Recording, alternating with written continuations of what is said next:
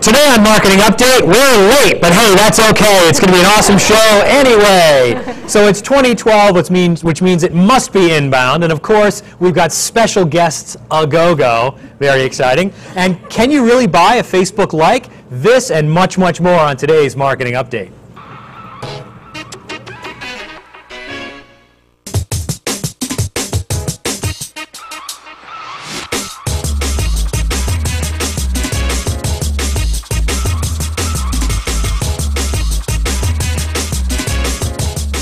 Welcome to the Marketing Update, your source for what's hot and what's not in the world of marketing. I'm Ellie Mirman. And I'm Andrew Quinn, and we're coming to you live from Cambridge, Massachusetts.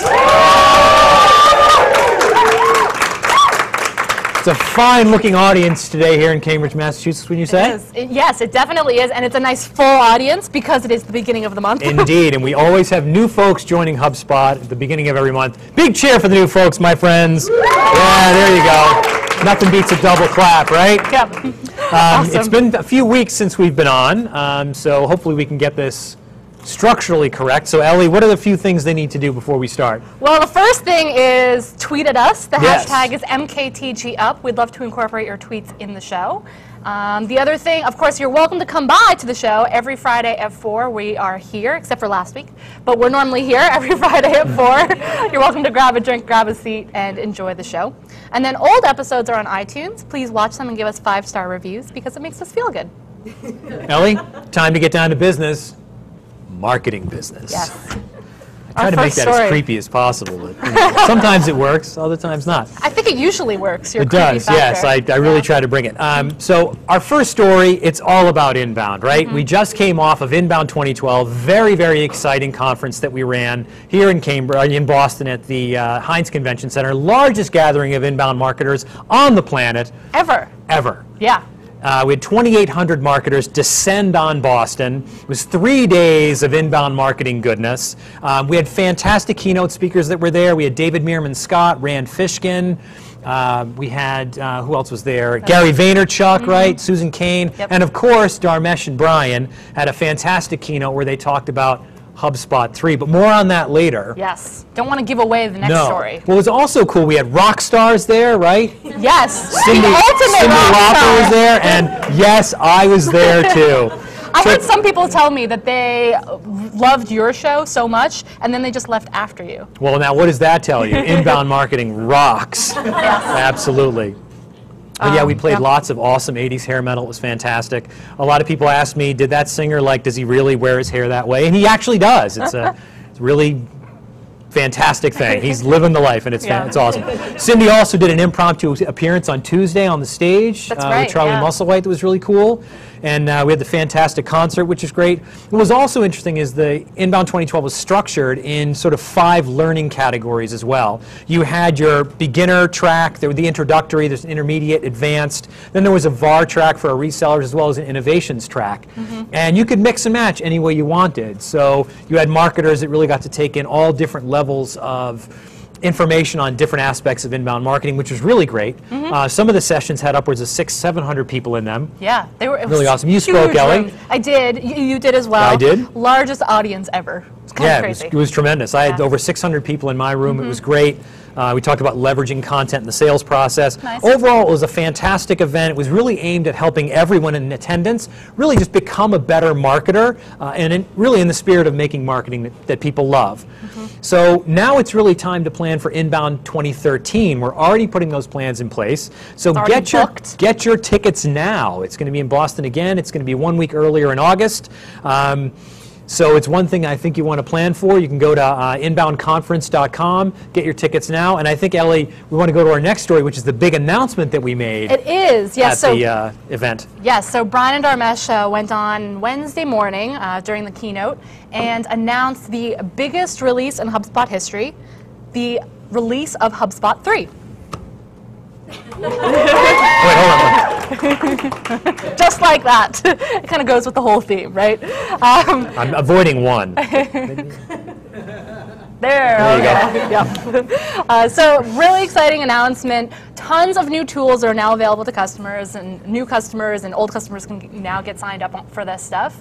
The first really easy, powerful, and integrated marketing platform. it's kind of crazy how much new stuff came out and how awesome it is. It really has become the iPhone for marketing in many ways. Yeah. All these interconnected apps that you can use in a variety of novel ways to really make marketing people love, to create opportunities for people to consume your content, to be drawn into your marketing funnel and work their way through to a purchase in the way that they want to. Yeah. Fantastic, fantastic release. Very excited about what's happening there. I love how Brian talked about how it's all about pulling people in with content and then through the funnel with context. And so HubSpot 3 is all about that context, giving you a centralized place to keep track of everything for marketing, being able to do all sorts of cool, smart things to give the right message to the right person at the right time with the right medium. It's a lot of rights, but that means that you're going to make awesome marketing. But if you think about it, that's the problem, is how do you actually get the right message to the right person at the right time in the right medium? That's complicated, and we've solved that problem for you. Yeah, so HubSpot.com/3, you can learn all about it. You know, there's a mobile app now too. There's a whole continuing ed program. There's a lot of cool stuff that just came out, so customers can start taking advantage of it. Marketing takeaway on Inbound 2012? If you're a customer and you want to start getting set up for HubSpot 3, check out HubSpot.com/3, and you can learn how to get access. And then if you're not a customer but you're interested in it, same URL, you can learn about all the cool things that were included. Absolutely. And I think to that degree, I think we have one more exciting announcement we want to make, and it has to do with Guests A Go-Go. Yes. Are you ready? So for those of you who know what's been going on this whole summer, you know that this is actually our last show. Aww. Thanks, guys. But there is a silver lining. Right. We have a very special guest today to announce that. And that, should we bring them on in? I think we should. Yeah. Let's welcome today's mystery guest, Karen Rubin, and of course, her daughter. Hi. Hello. I don't know if she's going to start crying. Welcome back, Karen. Thank you. A brand new inbound marketer. She's gonna be co-hosting the show with Mike every week, starting next That's week. fantastic. What's her Twitter handle? At Mia Rubin, Of course it is. I do have to say, I always thought when I named my child that I would make sure the URL and the Google Gmail account and the Twitter handle were available, and I failed. Oh. Yeah, I did get the Gmail account and the Twitter handle, but the URL is just not available. There are a lot of Rubins in the world, apparently. Mia Rubin Who would have thunk it? Who would have thunk it? So I don't have her domain. I feel like I failed her as a mother for her future life. But you've brought her on to be a TV star. Yeah, That's okay. You'll make mommy pay for it when you're 14. Yes. She's already planning all the ways she's going to get back at me. Yeah. So she's very excited to show off all her, skills like spitting up and. I hope that happens right here. Fabulous, wouldn't it? Yeah. But she's looking forward to many days in HubSpot. Yes. And Karen's going to be retaking the helm of the anchor desk here at Marketing Update. I will be back next week with Mike. Yeah. Very exciting. So look forward to all sorts of inappropriate things coming your way. I used to talk a lot about online porn. That one's for you, Artillery Market. I don't know what your new thing might be, but that was mine. Figure it out. Yeah. Online porn's good. Oh yeah. In a lot of ways. It fuels a lot of innovation comes from that angle, but It absolutely does. Oh my goodness. I think she likes it up here. I think she does too. I think she feels very comfortable in the spotlight. Surprise, surprise. Would you like to give us a marketing takeaway? Goo goo. Actually, I do have one. Oh. I think HubSpot needs to start doing this. Baby pictures on Facebook get more engagement than anything else, like even more than kittens. Really more than cat pictures? More than my kittens, the baby does. And so I think we should start putting baby pictures on the Facebook business page. Good work. It's clearly the key to success. Well, Dharmesh talked about that too in his keynote. Baby Right? photos do fabulous. Babies do better than puppies that do better than kittens. Yes. So corporate infants is really what you're talking about. Right? For marketing purposes. That sounds really wrong. We're actually Maybe illegal. We're going to start working on that. Right. Yeah. In any case, thanks for having me up, guys. You're very welcome, Karen. Can't wait to see you next week. Yeah. Well, don't trip. Yes. And I think that brings us to our first real marketing story, Ellie. I think I'm like too distracted by the baby now. Really? Well, That was like the highlight of the show. all right. So Right? I will move into the story, and Good, because I think you know the story anyway. Yeah, well, sort of. I just read it about 10 minutes ago. No, that's not true. I've been prepping for the show. I know this inside and out. We're very professional here. Yeah, so Facebook actually is doing some interesting things. They're doing, again, more innovation around how can they make it more effective for marketers, how can they roll out ways for people to use the Facebook platform and obviously drive revenue. And this one has to do with ad targeting that they've developed. This is actually a pretty cool approach. So what you can do is you can take your customer list. So most marketers, they have some sort of database or list of customers, prospects, people they're trying to sell to, people they want to connect with.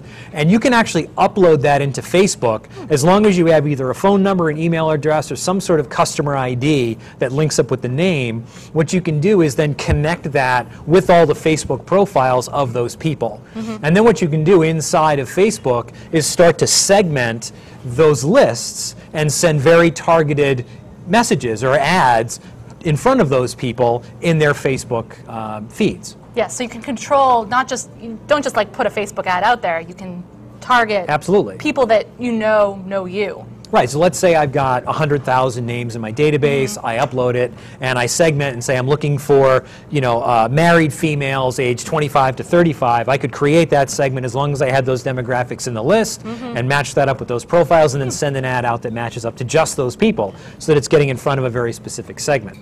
Now, you might be wondering, what about privacy relative to that whole thing? Facebook's got it set up so that they can't actually see your customer list data. They've got it hashed is the way they described it.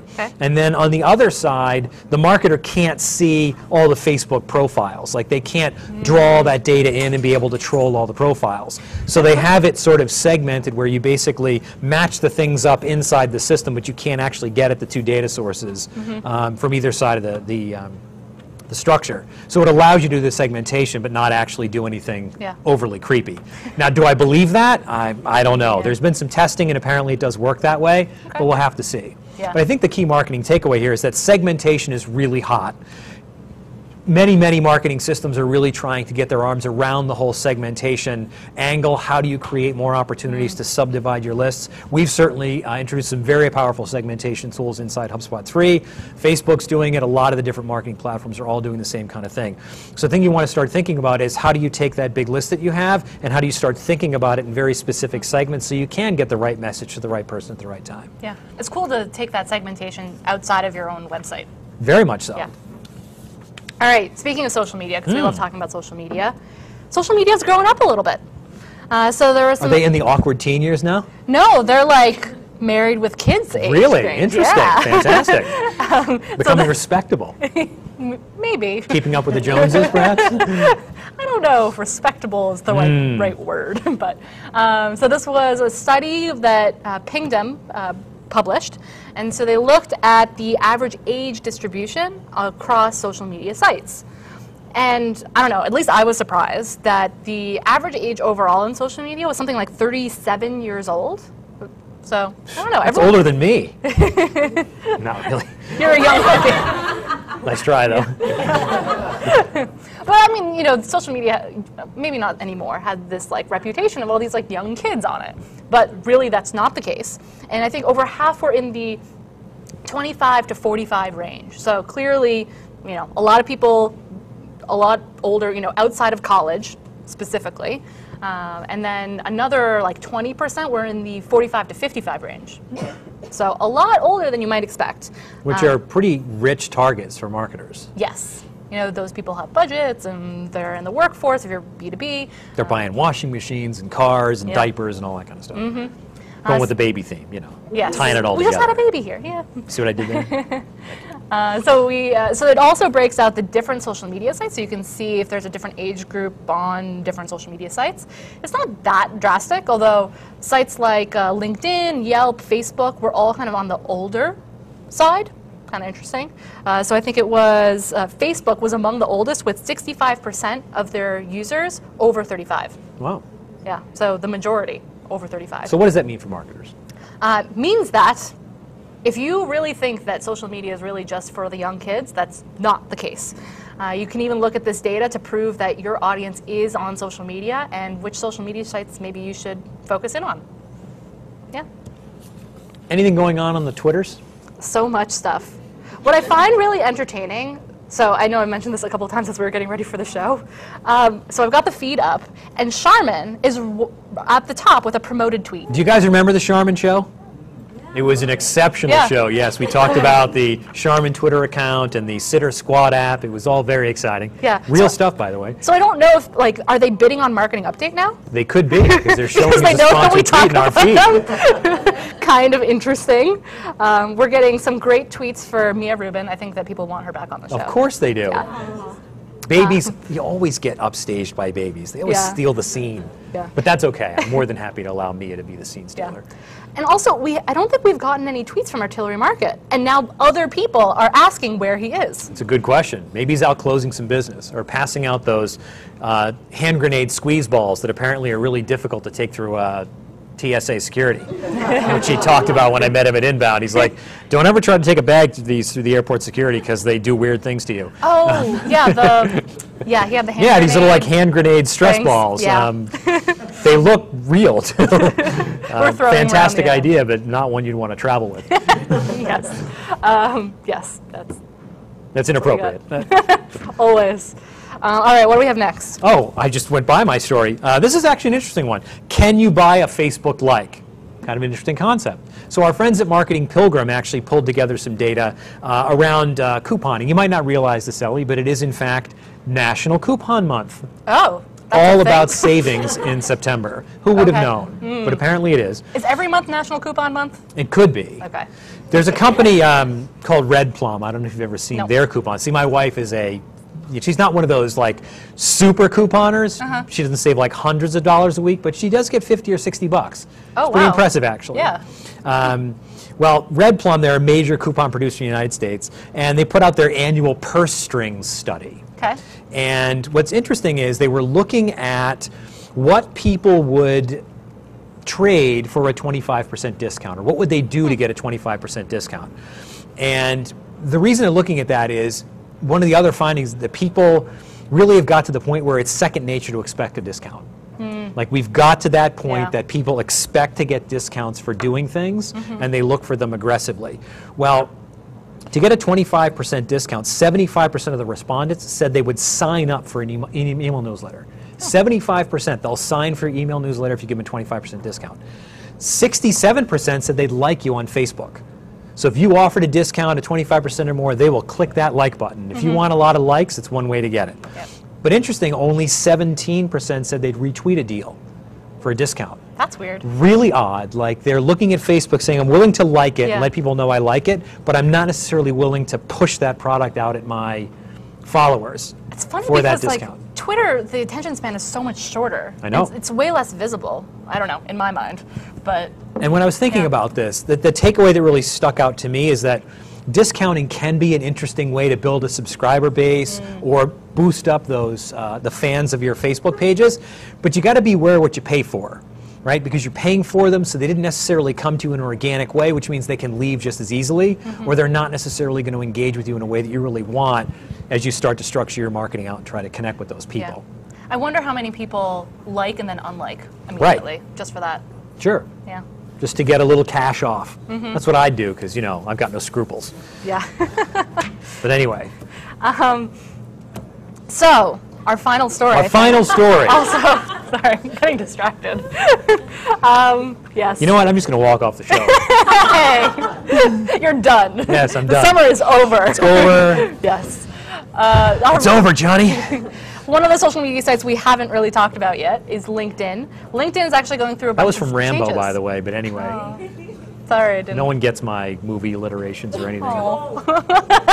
Yes, exactly right. It's You're older than our average viewer, maybe. apparently. I don't know. Anyway, take us to the LinkedIn. LinkedIn business pages. Yes. LinkedIn just made updates to their company pages. Largely a design, cosmetic type of change, not about features or anything like that. Is this like a what not to wear makeover? Is that a little more topical for you people? We like With Clinton and what's the woman's name? Stacy. Stacy, right. How do you Clinton not and know this, Stacy. Andrew? I kind of know it. I like that you knew half of it. I did know that Pam had the Sally Hansen, nail wraps. Yeah, I didn't Which is even know pretty that exciting. that was a thing. And yeah. You knew it was a thing and you could I spot it. did, which is really weird, but anyway. Yeah. you know, Take us to the makeover of LinkedIn. So these are now the audience is really excited about this. Show your hands, Pam. Totally fine. Show the camera. Go ahead. Yep. That's homepage Pam, by the way. That's right.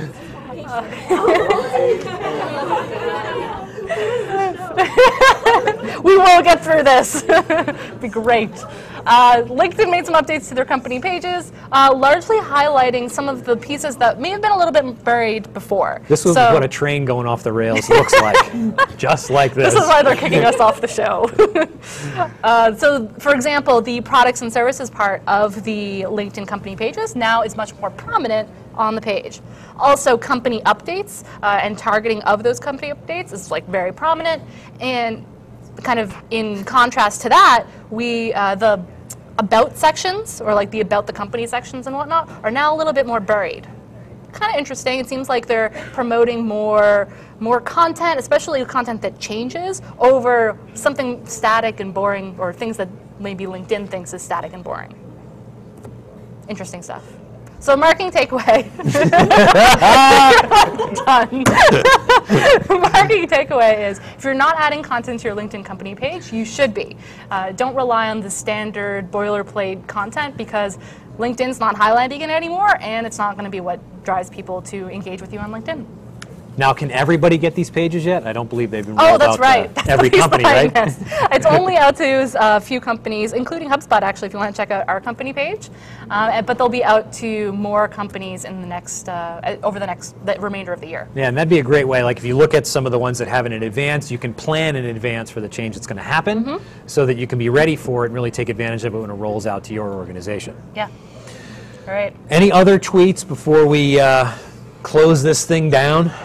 Bettina, who is our viewer coming in from South Africa. Oh, yes, of course. Is saying that she loves the interaction with MKTGUp, the hashtag on Twitter, and she'll miss us. I miss you, Bettina. It's been nice having a global audience. It's pretty cool. I feel like I'm a citizen of the world on marketing updates. We've gone global on the show. It's very exciting. Yeah. And I think that takes us to the tip of the week, don't you think? What is the tip of the week, Well, Andrew? the tip of the week really is that you can have a lot of fun talking about marketing on a Friday afternoon with an adult beverage in your cup. Yes. Because that's really what marketing's all about, right? Scotch o'clock, of course. We had Hubscotch at Inbound. Indeed, we did. Scotch tasting at Inbound. We have babies, we have beers. It's a fantastic opportunity. And it has been a great summer. We've really enjoyed hosting the show with you folks. We've enjoyed bringing you our perspective on marketing news.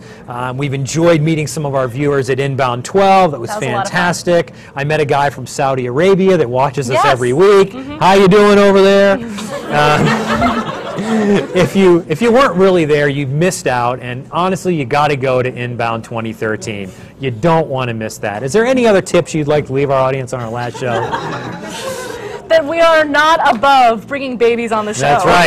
To get more viewers. We should have brought babies and puppies to this episode, but you know. Maybe next week when Maybe Karen's next back. week. Yep. I believe that brings us to the end of the show, Ellie. How do we close this thing out? I don't know. What are you planning on doing with your free afternoons on Friday? Good question. Doing some more marketing, of course. Yep. We can't get away from it. No. It has been an exciting week, though. Yeah. Last week, actually, we had a show on Saturday, pre-Inbound, did the big show in Inbound, and then we did a booze cruise out of Portsmouth, New Hampshire last Saturday. Yeah. Oof. Gets interesting. A lot of people dressed up for that one, actually. There was 50 people that showed up in neon and spandex and all that kind of stuff. All to go ride the waves to the Isle of Shoals in New Hampshire. Creep Fest. A little insight into your life. Yeah, it gets really weird. And then I show up here and I do professional things. Yes. Sort of. I think professional is maybe a stretch. Semi-professional. Yeah. How about you, Ellie? So, you know, it is the end of the summer, but I'm still hoping to get a little bit more squeezed in there. So I'm going to Cape this weekend. Oh, nice. So that'll be nice. A nice little relaxing 2.5-day weekend. Good for you. Going to drink a Cape Cod or two? Yeah. A little bit. Nice. Last time we saw a live band there. Did you? Where? And it reminded me of you. At the Beachcomber? No, some random bar. Okay. I don't know. So I hope you have fun. Yeah, thanks. All right. It's been wonderful hosting the show. It has been wonderful, Ellie. Yeah. Let's sign off together. Bye.